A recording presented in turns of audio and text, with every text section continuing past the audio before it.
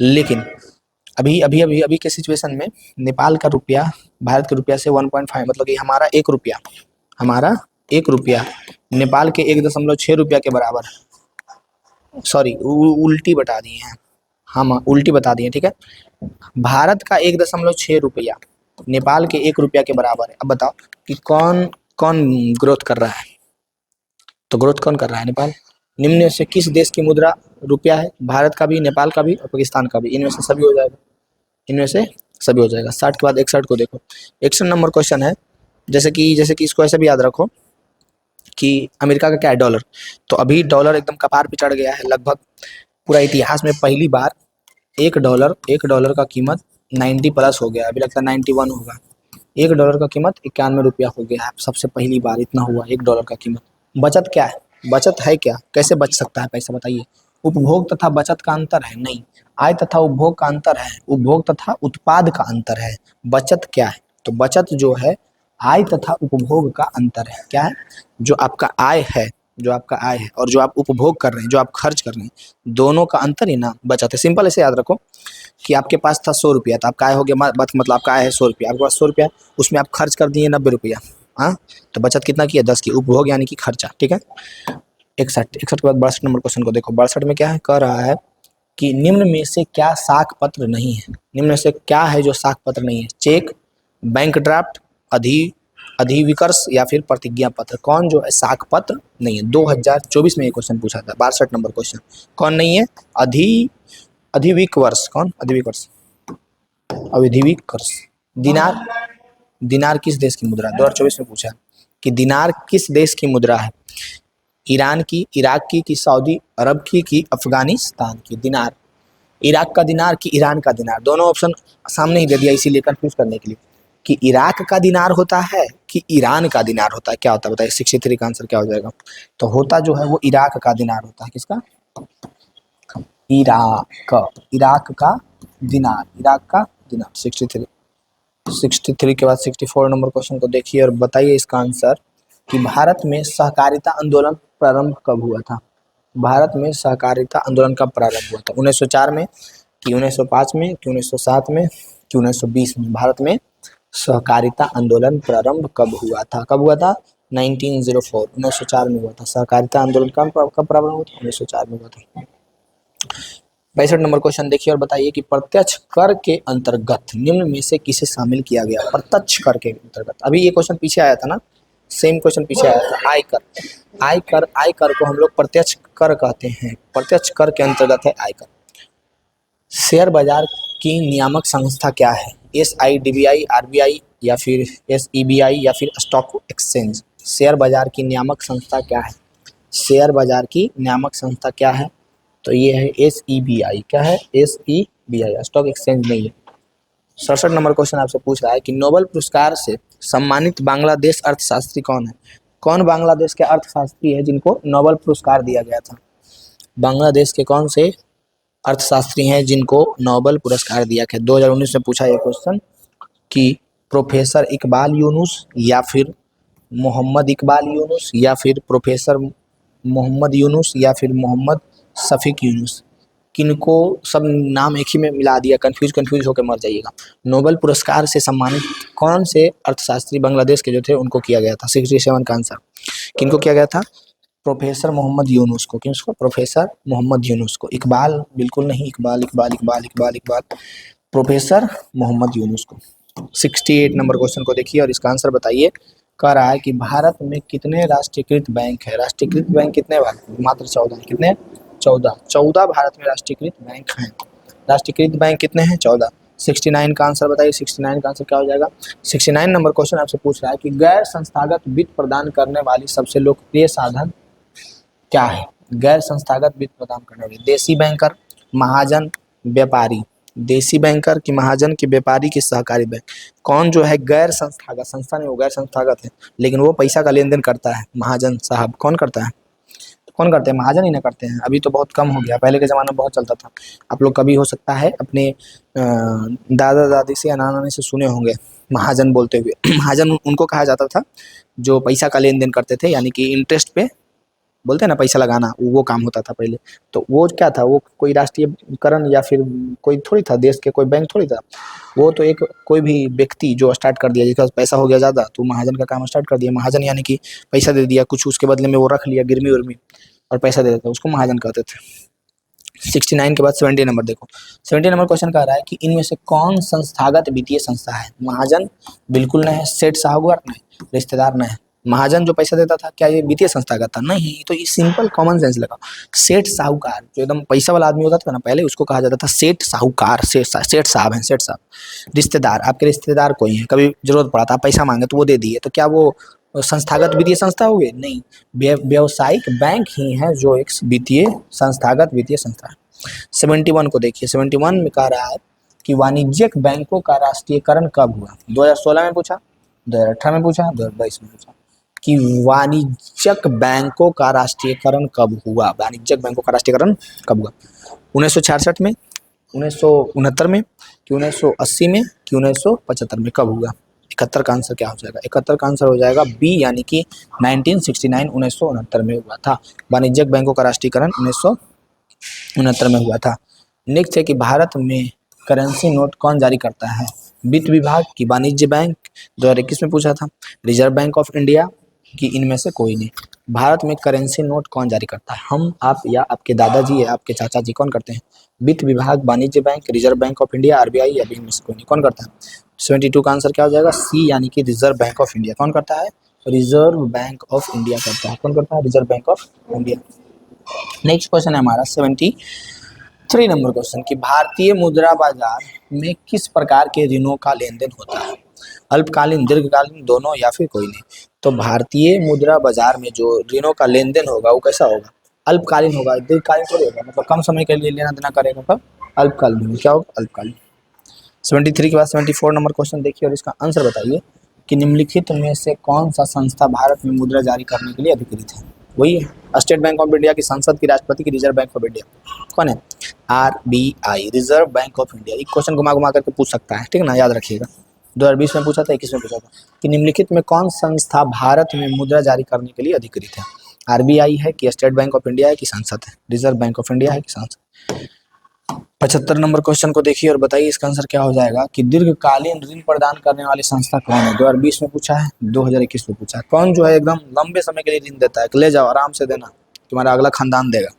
कृषक महाजन की, भूमि विकास बैंक की, प्राथमिक कृषि साख समिति, या इनमें से सभी? कौन जो है दीर्घकालीन ऋण प्रदान करता है? याद रखना है, दीर्घकालीन ऋण प्रदान करता है भूमि विकास बैंक। कौन है? भूमि विकास बैंक। 75 के बाद 76 को देखिए और इसका आंसर बताइए कि भारत में केंद्रीय बैंक कौन है। 2017, 18, 20, 21, लिख लीजिए यहाँ पे। 2026 में पूछेगा कि स्टेट बैंक ऑफ इंडिया, या फिर यूनियन बैंक ऑफ इंडिया, या फिर रिजर्व बैंक ऑफ इंडिया, या पंजाब नेशनल बैंक। कौन जो है भारत का केंद्रीय बैंक है? तो हमारा स्टेट बैंक ऑफ इंडिया। कौन है? Union bank of India, reserve bank of, RBI, या पंजाब नेशनल बैंक, या कौन जो है केंद्रीय बैंक है? कौन केंद्रीय बैंक है? तो रिजर्व, आरबीआई है ना, RBI, reserve bank of India, SBI. इसमें कंफ्यूजन देखो, अभी हम भी हो गए थे, लेकिन आप भी नहीं होना। State bank of India, state bank of India, reserve bank of India, RBI. कौन है? Reserve bank of India. Bharat का केंद्रीय बैंक कौन है? Reserve bank of. 76 के बाद 77 नंबर क्वेश्चन देखिए और इसका आंसर बताइए कि भारत में 1 रुपया नोट कौन जारी करता है। भारत में 1 रुपया का नोट, कितना पुराना क्वेश्चन है, 1 रुपया का नोट भी खत्म हो गया, पहले जारी किया जाता था। देखें आप लोग 1 रुपये का नोट, नहीं अब मुश्किल से दिखता होगा, अब वो खत्म हो गया है। तो वो कौन जारी करता था? भारतीय रिजर्व बैंक की, सेंट्रल बैंक ऑफ इंडिया की, वित्त विभाग की, स्टेट बैंक ऑफ इंडिया। वही ना करेगा, जो मुद्रा जारी करता है वही ना करेगा। कौन करता है? वित्त विभाग। कौन करता था? वित्त विभाग। नेक्स्ट है 77 के बाद 78 नंबर क्वेश्चन कि राज्य वित्त आयोग का गठन कब हुआ। राज्य वित्त आयोग का गठन कब हुआ? पंचायतों की वित्तीय स्थिति के पुनरावलोकन हेतु, केंद्र और राज्य के वित्तीय संबंध के पुनरावलोकन हेतु, बैंकों की वित्तीय स्थिति के पुनरावलोकन हेतु, या फिर इनमें से सभी? राज्य के वित्त आयोग का गठन किया जाता है। 78 का आंसर, 78 का आंसर क्या हो जाएगा? पंचायत के वित्तीय स्थिति के पुनरावलोकन के लिए। ठीक है। 78 के बाद 79 नंबर क्वेश्चन को देखिए और बताइए इसका आंसर क्या होगा कि कृषि तथा ग्रामीण विकास के लिए पुनरावृत्ति करने वाली शीर्ष संस्था कौन है? भूमि विकास बैंक है कि नाबार्ड है कि क्षेत्रीय ग्रामीण बैंक है कि व्यावसायिक बैंक है? कौन जो है कृषि तथा ग्रामीण विकास के लिए पुनरावृत्ति करने वाली शीर्ष संस्था है? भूमि विकास बैंक है कि नाबार्ड है कि क्षेत्रीय बैंक है कि व्यावसायिक बैंक, कौन है? 79 का आंसर क्या हो जाएगा? नाबार्ड बैंक। कौन है? नाबार्ड बैंक। नाबार्ड जो है कृषि तथा ग्रामीण विकास के लिए पुनरावृत्ति वाली शीर्ष संस्था है। कर सहकारिता साख समिति कानून कब पारित हुआ? सहकारिता साख समिति कानून कब हुआ? 1902 में, 1904 में, 1910 में कि 1909 1919 में? कब जो है सहकारिता साख समिति का कानून पास हुआ? 80 नंबर क्वेश्चन। कब हुआ था जी? ये हुआ था 1904 में। कब हुआ था? 1904 1904 में हुआ था। ग्रामीण बैंक के संस्थापक कौन है? ग्रामीण बैंक के संस्थापक कौन थे? प्रोफेसर मो यूनुस की अमर्त्य सेन की विमल जलान की सी रंगराजन? अमर्त्य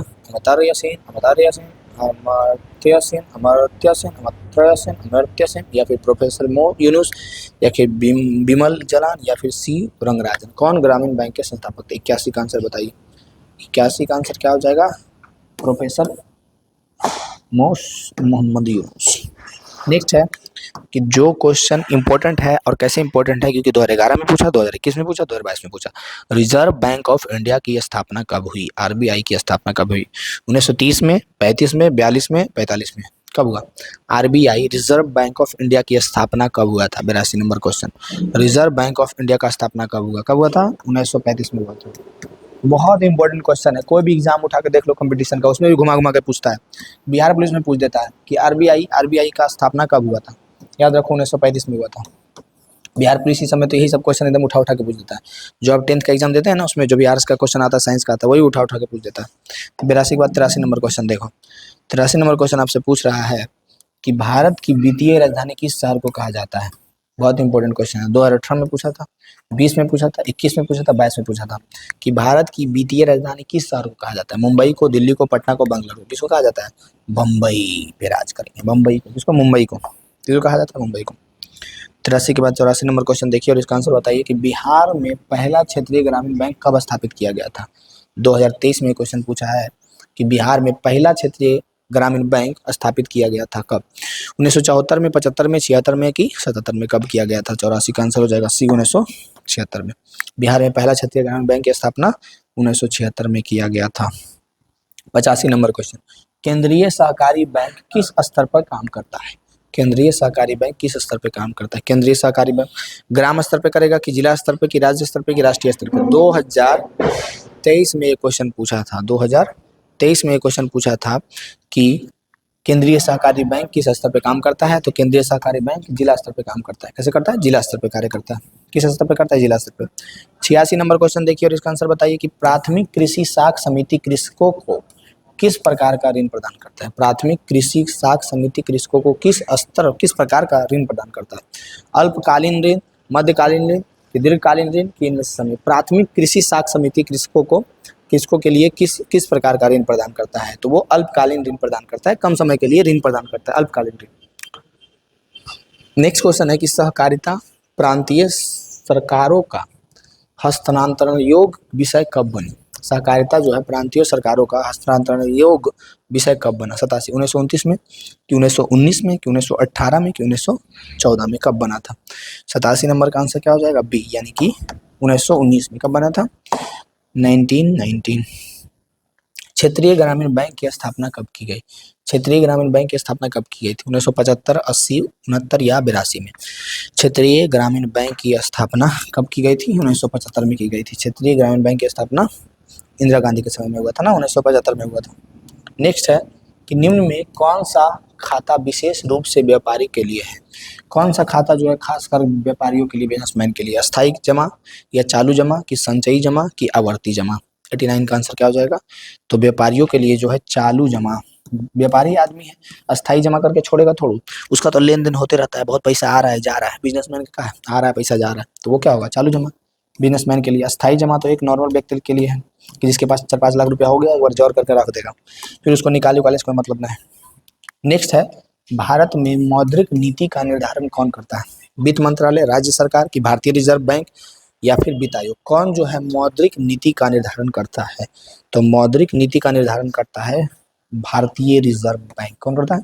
भारतीय रिजर्व बैंक। नेक्स्ट है हमारा 90 के बाद 91 नंबर क्वेश्चन कि निम्न में से कौन पूंजी बाजार का अंग है। पूंजी बाजार का अंग कौन है?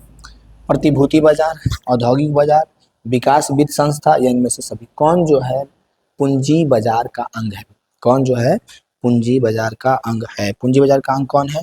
तो प्रतिभूति बाजार भी है, औद्योगिक बाजार भी है, विकास वित्त संस्था भी है, यानी इनमें से सभी हो जाएगा। क्या हो जाएगा? इनमें से सभी।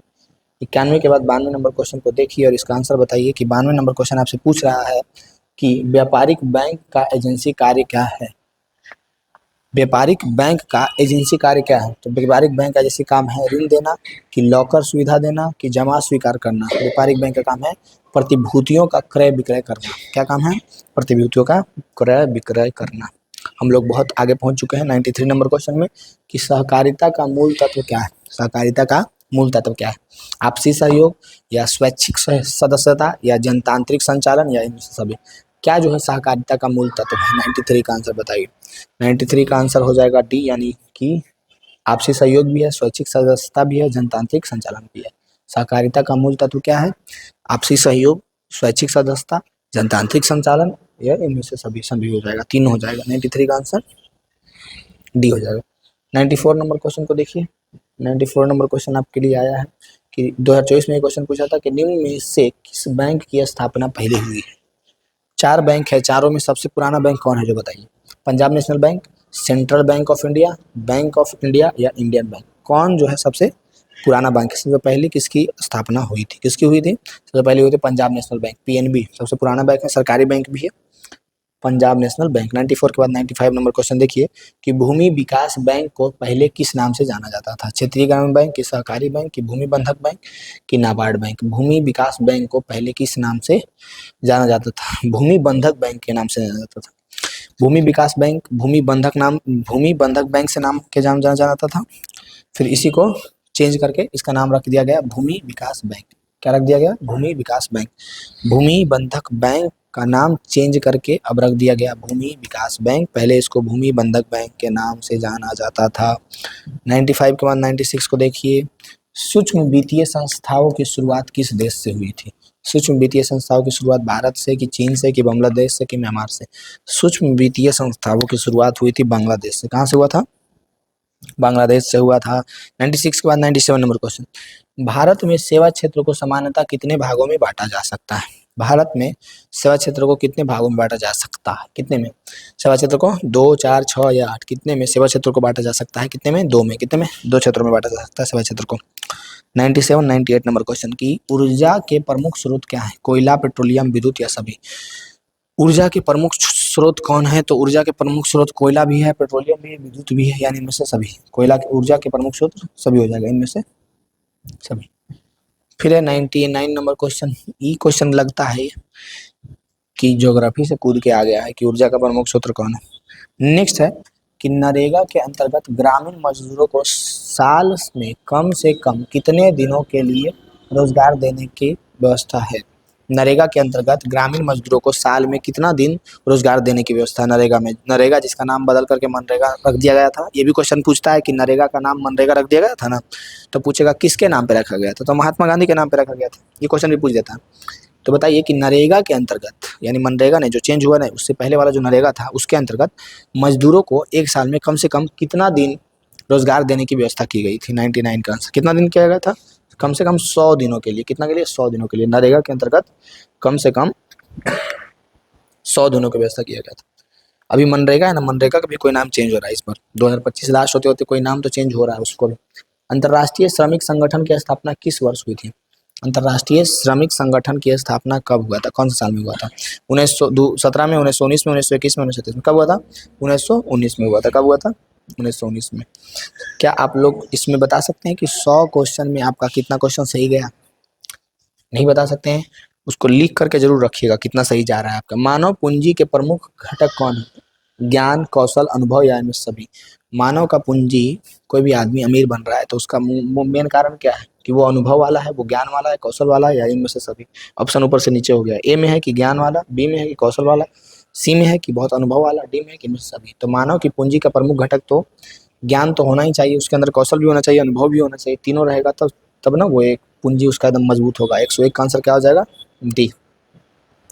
102 नंबर क्वेश्चन देखिए। जवाहर रोजगार योजना शुरू हुई। जवाहर रोजगार योजना कब शुरू हुई? 1988 में, 1989 में, 1990 में कि 1991 में? जवाहर रोजगार योजना कब शुरू हुई? 102 नंबर क्वेश्चन। जवाहर रोजगार योजना 1989 में शुरू हुआ था। जवाहर रोजगार योजना कब शुरू हुआ था? 1989 में। नेक्स्ट क्वेश्चन है कि आर्थिक विकास संबंधित है। आर्थिक विकास किस चीज से संबंधित है?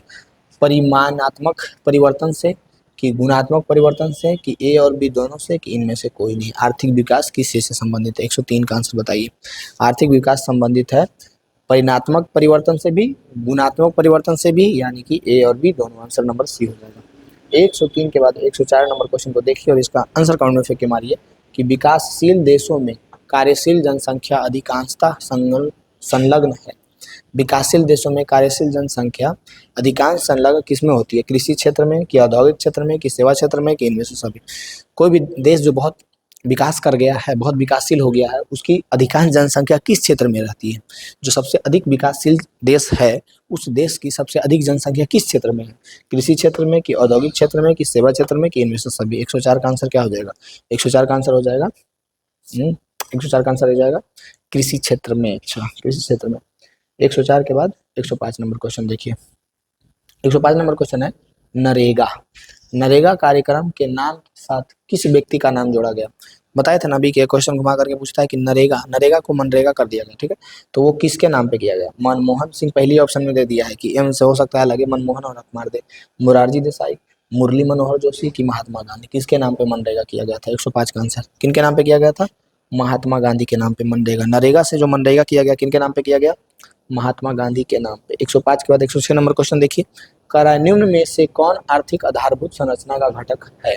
आर्थिक आधारभूत संरचना का घटक कौन है? वित्त, शिक्षा, स्वास्थ्य या नागरिक सेवाएं? कौन है? 106 का आंसर। 106 का आंसर क्या हो जाएगा? वित्त। कौन जो है आर्थिक आधारभूत संरचना का घटक है? तो वित्त। कौन है? वित्त। शिक्षा, स्वास्थ्य, नागरिक सेवाएं भी है, लेकिन सबसे सर्वप्रथम वित्त, पैसा। नेक्स्ट है इकोनॉमिक्स में एकदम पैसा ही पढ़ना है। मानवीय पूंजी निर्माण का मुख्य घटक क्या है? पूंजी निर्माण का मुख्य घटक क्या है? स्वास्थ्य सेवाएं या आवास या फिर शिक्षा एवं प्रशिक्षण या इनमें से सभी? 107 का आंसर। 107 का आंसर क्या हो जाएगा? स्वास्थ्य सेवाएं भी, स्वास्थ्य भी होना चाहिए, आवास भी होना चाहिए, शिक्षा एवं प्रशिक्षण भी होना चाहिए, तब जाकर के उस पूंजी का निर्माण होता है, तब जाकर के वो बनता है। 107 के बाद 108 नंबर क्वेश्चन। निम्न में से कौन पिछड़ा राज्य है?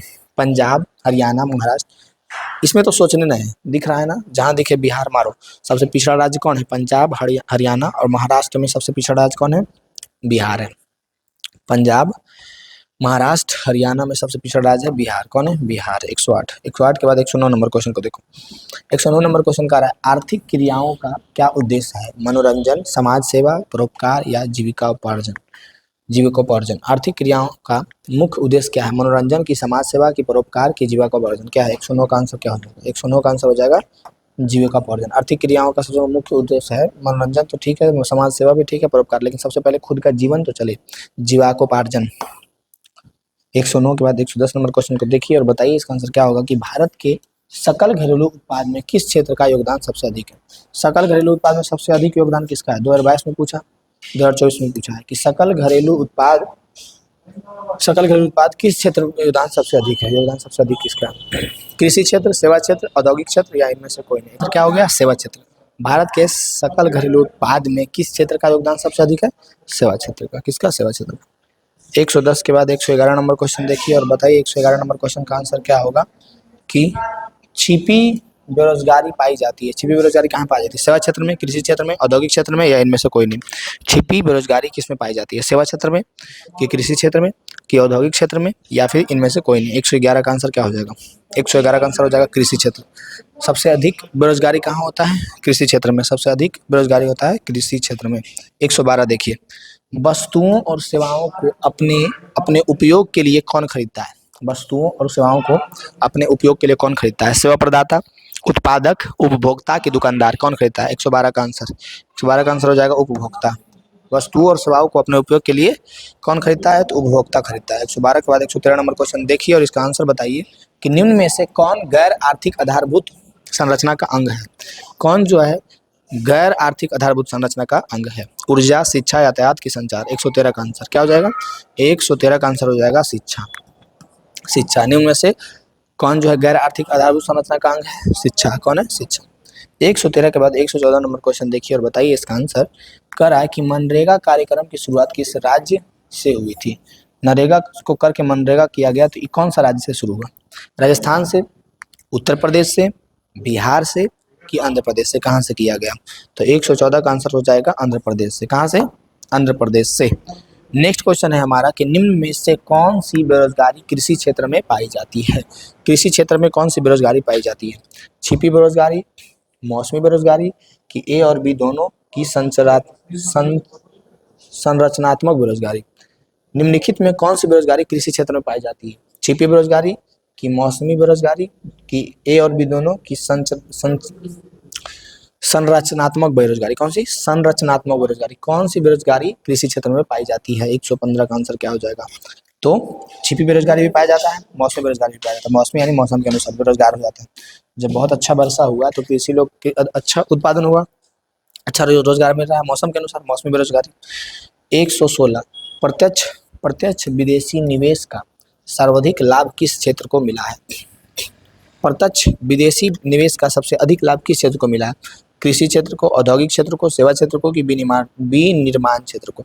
किस क्षेत्र को प्रत्यक्ष विदेशी निवेश का सबसे अधिक लाभ मिला है? 116 का आंसर क्या हो जाएगा?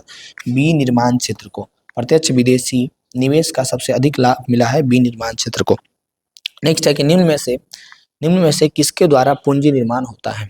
उपभोग के द्वारा कि विनिमय के द्वारा कि बचत के द्वारा? डी ऑप्शन गायब हो गया, कोई बात नहीं है। ए बी सी तीनों में बताइए कि किसके द्वारा पूंजी निर्माण होता है? उपभोग, जितना अधिक उपभोग करेंगे, जितना अधिक यूज करेंगे पैसा का क्या उससे पूंजी निर्माण होगा? बिल्कुल नहीं। जितना अधिक विनिमय करेंगे क्या उससे पूंजी निर्माण होगा? बिल्कुल नहीं। जितना अधिक बचत करेंगे उससे ना पूंजी निर्माण होगा, यानी कि बचत हो जाएगा। क्या हो जाएगा? बचत। 117 के बाद 118 नंबर क्वेश्चन देखिए और बताइए कि देश की सीमा के अंदर एक वर्ष में उत्पादित सभी अंतिम वस्तुओं एवं सेवाओं के मौद्रिक मूल्य को क्या कहलाता है? सकल राष्ट्रीय उत्पाद कहलाता है कि सकल घरेलू उत्पाद कहलाता है कि शुद्ध सकल घरेलू उत्पाद कहलाता है, शुद्ध घरेलू उत्पाद कहलाता है कि शुद्ध राष्ट्रीय उत्पाद कहलाता है? देश की सीमा के अंदर ही एक वर्ष में उत्पादित सभी अंतिम वस्तुओं एवं सेवाओं के मौद्रिक मूल्य को क्या कहते हैं? तो क्या कहते हैं? 118 का आंसर क्या हो जाएगा? सकल घरेलू उत्पाद कहते हैं। अगर आप सकल घरेलू उत्पाद पढ़े होंगे तो इसका परिभाषा में ही ये पढ़े होंगे कि कोई भी देश की सीमा के अंदर एक वर्ष में जितना वो वस्तु उत्पादित करेगा और जितना वो सेवा प्रदान करेगा, दोनों के मौद्रिक मूल्य को हम लोग सकल घरेलू उत्पाद कहते हैं। क्या कहते हैं? सकल घरेलू उत्पाद कहते हैं। 118 के बाद 119 वैश्वीकरण की नीति से किस क्षेत्र को सबसे कम लाभ हुआ? वैश्वीकरण की नीति से सबसे कम लाभ किस क्षेत्र को हुआ है? तो वैश्वीकरण से सबसे कम लाभ हुआ है कृषि क्षेत्र को। सबसे कम लाभ किसको हुआ है? कृषि क्षेत्र को हुआ है। 119 के बाद 120 नंबर क्वेश्चन देखिए। 120 नंबर क्वेश्चन कह रहा है कि सकल घरेलू उत्पाद ग्रोस डोमेस्टिक प्राइस यानी प्रोडक्ट में सबसे कम योगदान किस क्षेत्र का रहा है? जीडीपी में सबसे कम योगदान किसका रहा है? प्राथमिक क्षेत्र का, द्वितीय क्षेत्र का या तृतीय क्षेत्र का? 120 नंबर क्वेश्चन को देखिए, इसका आंसर बताइए। तो सबसे अधिक योगदान रहा है कृषि क्षेत्र का, यानी कृषि क्षेत्र कौन से क्षेत्र में हुआ? कृषि यानी कि प्राथमिक क्षेत्र में। सकल घरेलू उत्पाद जीडीपी में सबसे कम योगदान किसका रहा है? प्राथमिक क्षेत्र का। निम्न में से क्या आर्थिक आधारभूत संरचना का अंग है? कौन जो है आर्थिक आधारभूत का संरचना का अंग है? कौन जो है आर्थिक आधारभूत के संरचना का अंग है? 121 आर्थिक आधारभूत का संरचना का अंग कौन है? यातायात। कौन है? यातायात। 122 नंबर क्वेश्चन कर अंतर्राष्ट्रीय व्यापार संबंधित नियमों को निर्धारित करने वाली संस्था कौन है? विश्व बैंक, आईएसएफ या फिर यूएनओ या इनमें से कोई नहीं? 122 नंबर क्वेश्चन देखिए और बताइए कि अंतर्राष्ट्रीय व्यापार संबंधित नियमों को निर्धारित करने वाली संस्था कौन है? तो ये है विश्व व्यापार संगठन। हाँ, अंतर्राष्ट्रीय व्यापार संबंधित नियमों को निर्धारित करने वाली कौन है? तो ये है विश्व व्यापार संगठन, WTO, वर्ल्ड ट्रेड ऑर्गेनाइजेशन। अंतर्राष्ट्रीय व्यापार संबंधित नियमों को निर्धारित कौन करता है? WTO करता है। विश्व बैंक नहीं, ISF नहीं, यूएनओ नहीं, इनमें से कोई नहीं हो जाएगा, क्योंकि WTO करता है। कौन करता है? विश्व व्यापार संगठन, WTO करता है। 122 के बाद 123 नंबर क्वेश्चन को देखिए। नई आर्थिक नीति में किसे सम्मिलित नहीं किया गया है? नई आर्थिक नीति में किसको शामिल नहीं किया गया? नियंत्रित अर्थव्यवस्था को, उदारीकरण को, वैश्वीकरण को या इनमें से कोई नहीं? 123 का आंसर क्या हो जाएगा? 123 का आंसर हो जाएगा नियंत्रित अर्थव्यवस्था को शामिल नहीं किया गया है। नई आर्थिक नीति में नियंत्रित अर्थव्यवस्था को शामिल नहीं किया गया। 123 के बाद 124 को देखिए, निम्न में से कौन विदेशी ब्रांड नहीं है? कौन जो है इंडिया का ब्रांड है, बताइए। हुंडई, टोयोटा या फिर फोर्ड या फिर टाटा? टाटा बिरला। टाटा कौन जो है विदेशी नहीं है, यानी कि देसी है, यानी कि इंडिया की कौन है? टाटा है, टाटा ही है ना। उसके अलावा ये हुंडई, टोयोटा, फोर्ड सब विदेशी है। 124 के बाद 125 नंबर क्वेश्चन देखिए और आंसर बताइए कि नई आर्थिक नीति में किसे सम्मिलित किया गया है? नई आर्थिक नीति में 2020 में क्वेश्चन पूछा है कि नई आर्थिक नीति में किसे सम्मिलित किया गया? उदारीकरण को, निजीकरण को, वैश्वीकरण को या इनमें से सभी को? तो उदारीकरण को भी किया गया, निजीकरण को भी, वैश्वीकरण को, इनमें से सभी, यानी कि आंसर हो जाएगा डी। क्या हो जाएगा? डी। नई आर्थिक नीति में उदारीकरण, निजीकरण और वैश्वीकरण को शामिल किया गया है। वैश्वीकरण के मुख्य अंग कितने हैं? 1, 2, 3, 4, 5, 6, 7, 8, 9, 10 कितने हैं? 5 है। कितने हैं? 5 है।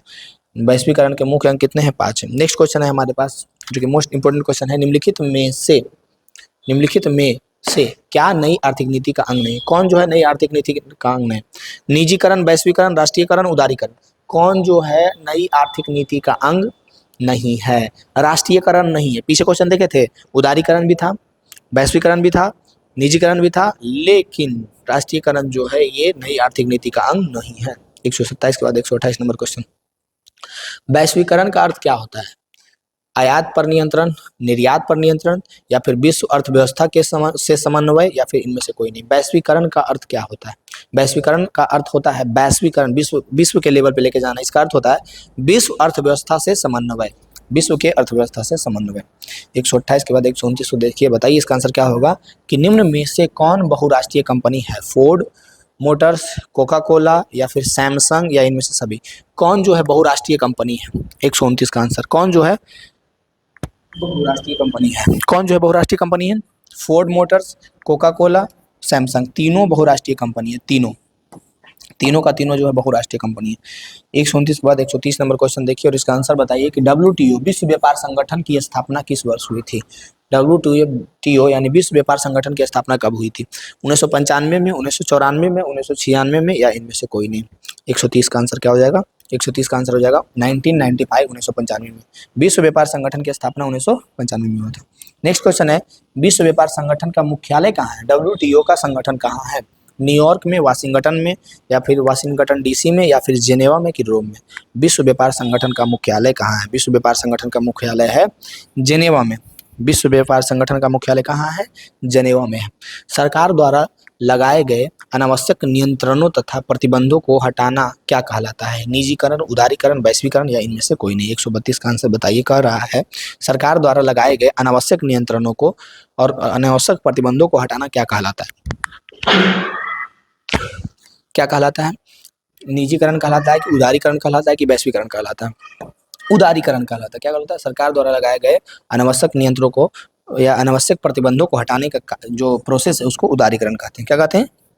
उदारीकरण। 132 के बाद 133 नंबर क्वेश्चन देखिए और बताइए कि निर्यात संवर्धन क्षेत्र EPZ को निम्न में से किस में बदल दिया गया है? निर्यात संवर्धन क्षेत्र को विशेष औद्योगिक क्षेत्र में दिया गया है कि विशेष संवर्धन क्षेत्र में बदल गया है कि विशेष औद्योगिक क्षेत्र में बदल दिया गया है कि विशेष आर्थिक क्षेत्र में कि विशेष विकास क्षेत्र? किस में बदल दिया गया है? 133 का आंसर क्या हो जाएगा? विशेष आर्थिक क्षेत्र में बदल दिया गया है। किस में बदल दिया गया है? विशेष आर्थिक क्षेत्र में। 133 के बाद 134 को देखिए और इसका आंसर कमेंट में फेंक के मारिए। कह रहा है निम्न में से कौन भारतीय बहुराष्ट्रीय कंपनी है? भारतीय बहुराष्ट्रीय कंपनी कौन है? नोकिया, सैमसंग या फिर इन्फोसिस या फिर फोर्ड मोटर्स? कौन जो है भारतीय बहुराष्ट्रीय कंपनी है? भारतीय बहुराष्ट्रीय कंपनी कौन है? 134 का आंसर क्या हो जाएगा? नोकिया बिल्कुल नहीं। नोकिया पुराना जरूर है लेकिन ये मत सोच लेना कि ये भारतीय बहुराष्ट्रीय कंपनी है। इन्फोसिस कौन है? इन्फोसिस जो है भारतीय बहुराष्ट्रीय कंपनी है। 134 के बाद 135 कह रहा भारत में LPG नीति कब अपनाई गई? 1990 में, 91 में, 2001 में, 1995 में? भारत में LPG नीति कब अपनाई गई? भारत में LPG नीति 1991, 1991 में अपना गई। भारत में LPG नीति 1991 में अपनाई गई। 136 का आंसर क्वेश्चन है, आंसर बताइएगा कि यदि किसी वस्तु या सेवा का मूल्य 20 लाख से अधिक तथा 1 करोड़ से कम है तो वो उपभोक्ता कहाँ शिकायत कर सकता है? जिला फोरम में या फिर राज्य आयोग में कि राष्ट्रीय आयोग में या इनमें से कोई नहीं? यदि किसी वस्तु का सेवा का मूल्य 20 लाख से अधिक है और 1 करोड़ से कम है, यानी 20 लाख से 1 करोड़ के बीच में रहता है, तो उपभोक्ता कहाँ शिकायत कर सकता है? 136 का आंसर कहाँ कर सकता है? राज्य आयोग में करेगा। इतना पैसा कहाँ करेगा? राज्य आयोग में, पैसा ही पैसा। भारत सरकार ने सूचना का अधिकार अधिनियम कब पारित किया? सूचना अधिकार अधिनियम भारत सरकार ने कब पारित किया? 137 का आंसर। सूचना अधिकार अधिनियम भारत ने कब कब पारित किया? 2005 में। भारत सरकार ने सूचना अधिकार अधिनियम 2005 में पारित किया है। 138 नंबर क्वेश्चन को देखिए और इसका आंसर बताइए कि भारत में मानवाधिकार सुरक्षा अधिनियम कब पारित हुआ? 2020 में क्वेश्चन पूछा गया था कि भारत में मानवाधिकार सुरक्षा अधिनियम पारित कब किया गया? 1991 में, 1993 में, 1995 में या 1997 में? भारत में मानवाधिकार सुरक्षा अधिनियम पारित कब किया गया? 138 का आंसर 1993 में। कब किया गया? 1993। भारत में मानवाधिकार सुरक्षा अधिनियम 1993 में पारित किया गया है। 138 के बाद 139 देखिए कि उपभोक्ता शिकायत करने के लिए आवेदन शुल्क कितना लगता है? उपभोक्ता शिकायत करने के लिए आवेदन शुल्क कितना क्या शुल्क लगता है? तो सबसे पहले याद रखना है कि उपभोक्ता शिकायत करने के लिए कोई प्रकार का शुल्क नहीं लगता है, ना 50, ना 10, ना 70, कोई प्रकार का शुल्क नहीं लगता है। कोई भी शुल्क नहीं लगता है, कोई भी शुल्क नहीं लगता है, कोई भी शुल्क नहीं लगता है। हम लोग पहुंच गए 139 नंबर क्वेश्चन। मुश्किल से 10 या 20 क्वेश्चन और है, उसके बाद गर्दा मचाइएगा। इतना क्वेश्चन अगर आप कर लेते हैं तो याद रखिएगा, इकोनॉमिक्स में जो भी क्वेश्चन पूछा जाएगा वो यहीं से रहेगा, इतना में से ही रहेगा, इससे बाहर कुछ भी नहीं रहने वाला है। ठीक है, हर एक साल का पैटर्न को चेंज पहले चेक कीजिए, हर एक बार रिपीट रहता है। ठीक है, 140 को देखिए। 140 नंबर क्वेश्चन कह रहा है कि खाद्य पदार्थों की शुद्धता की जांच आवश्यक है, जिसके लिए किस मान्यता प्राप्त चिन्ह का होना जरूरी है? ISI मार्क का, कि हॉल मार्क का, कि एग मार्क का, या इनमें से कोई नहीं? खाद्य पदार्थ की शुद्धता हम लोगों को चेक करना है, तो उसके लिए कौन सा मार्क हम लोग देखेंगे? 140 का आंसर क्या हो जाएगा? Egg mark. और क्या देखेंगे? ISI मार्क या हॉल मार्क या एग मार्क? तो क्या देखेंगे? एग मार्क देखेंगे। कितना इंपॉर्टेंट क्वेश्चन है, इससे अंदाजा लगाइए कि 2013 में पूछा था, 18 में पूछा था, 20 में पूछा था, 21 में पूछा था, यहाँ लिख लीजिए 2026 में पूछेगा कि उपभोक्ता अधिकार दिवस कब मनाया जाता है? 17 अप्रैल, 15 मार्च, 19 अप्रैल या 22 मार्च? कब मनाया जाता है बताइए? 141 का आंसर क्या हो जाएगा? हाँ, कब मनाया जाता है? 15 मार्च। कब मनाया जाता है? 15 मार्च को। कब? 15 मार्च को मनाया जाता है। सिंपल क्वेश्चन है कि उपभोक्ता अधिकार दिवस कब मनाया जाता है? तो 15 मार्च को मनाया जाता है। 41 के बाद 42 नंबर क्वेश्चन देखिए। 142 नंबर क्वेश्चन जो कि 2021 में पूछा था और 2022 में पूछा था कि कृषि उत्पादों के मानकीकरण के लिए किस मानक का प्रयोग किया जाना जाता है? Hallmark, Agmark, eco mark या इनमें से कोई नहीं? कृषि उत्पादक के मानकीकरण के लिए किस मानक प्रयोग किया जाता है? किस मानक को प्रयोग किया जाता है? 142 का आंसर किसका प्रयोग किया जाता है? एग मार्क का प्रयोग किया जाता है। किसका? एग मार्क का। 142 के बाद 143 नंबर क्वेश्चन देखिए। भारत में उपभोक्ता संरक्षण कानून कब लागू हुआ? 2014 में पूछा, 2018 में पूछा, 2021 में पूछा, 2022 में पूछा कि भारत में उपभोक्ता संरक्षण कानून कब लागू हुआ? 1968 में, 1986 में, 1984 में कि 1976 में? कब भारत में उपभोक्ता संरक्षण कानून लागू हुआ? 143 नंबर क्वेश्चन कब हुआ? 1986 में हुआ। भारत में उपभोक्ता संरक्षण कानून कब लागू हुआ? 1986 में हुआ। 144 नंबर क्वेश्चन देखिए कि स्वर्णभूषणों की परिशुद्धता को सुनिश्चित करने के लिए किस मान्यता प्राप्त चिन्ह का होना आवश्यक है? कर स्वर्णभूषणों की परिशुद्धता को सुनिश्चित करने के लिए कौन सा मार्क होना जरूरी है? क्या ऑप्शन ए में है ISI मार्क, बी में है एग मार्क, सी में है हॉल मार्क, कि डी में इनमें से कोई नहीं? कौन सा मार्क होना जरूरी है किस चीज के लिए? स्वर्णभूषणों की परिशुद्धता सुनिश्चित करने के लिए, चेक करने के लिए। 144 का आंसर हो जाएगा हॉल मार्क। क्या होना चाहिए? हॉल मार्क होना जरूरी है किस पे? स्वर्णभूषणों की परिशुद्धता चेक करने के लिए। नेक्स्ट है 2023 में एक क्वेश्चन पूछा है, 145 नंबर क्वेश्चन कि वर्तमान में उपभोक्ता संरक्षण हेतु कितने राज्य आयोग काम कर रहे हैं? वर्तमान में उपभोक्ता संरक्षण हेतु कितना राज्य काम कर रहा है? 34, 35, 32, 36? कितना? 145 का आंसर क्या हो जाएगा? 35। कितना हो जाएगा? कितने राज्य आयोग काम कर रहे हैं? 35। कर रहा है औद्योगिक उत्पादों की गुणवत्ता सुनिश्चित करने के लिए किस मानक चिन्ह का प्रयोग किया जाता है? औद्योगिक उत्पादों की गुणवत्ता चेक करने के लिए कौन सा मार्क चेक करेंगे? क्या एग मार्क चेक करेंगे, हॉल मार्क, ISI मार्क, इनमें से कोई नहीं? 146 का आंसर क्या हो जाएगा? ISI mark. अगर औद्योगिक उत्पादों की गुणवत्ता अच्छा है, ये हम लोगों को ISI मार्क से पता चलेगा। कहाँ से? ISI मार्क से। 146 के बाद 147 नंबर क्वेश्चन देखिए जो कि हमारा इस चैप्टर का एकदम लास्ट क्वेश्चन है कि राष्ट्रीय उपभोक्ता दिवस कब मनाया जाता है। राष्ट्रीय उपभोक्ता दिवस कब मनाया जाता है?